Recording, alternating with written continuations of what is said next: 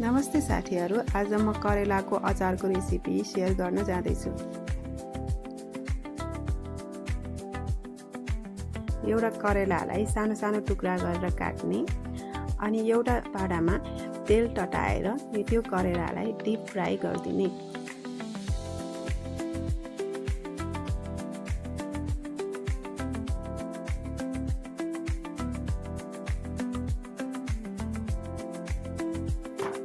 Golden brown भइसकेपछि त्यो करेलालाई निकाल्ने र त्यही भाँडामा एउटा काटेको प्याज भुट्ने, थोरै लसुन पनि भुटिदिने त्यसैमा।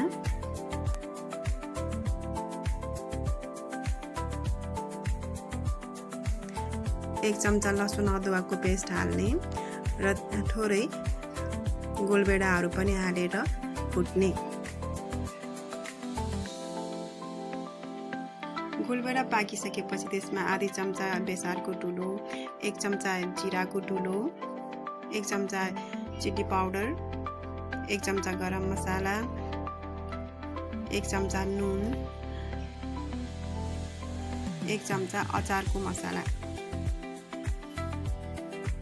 राखेर चलाउने। यो मसलालाई राम्ररी पकाउनु पर्छ। यो मसला पाकिसकेपछि यसमा अघि फ्राई गरेको करेला हाल्ने र फेरि पकाउने।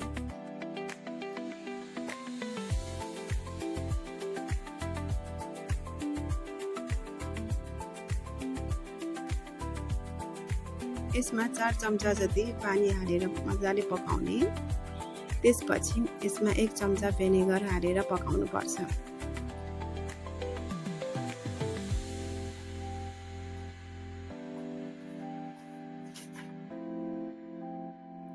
त्यसपछि थोरै काटेको धनियाँले गार्निस गरिदिने अनि करेलाको अचार रेडी हुन्छ। Thanks for watching.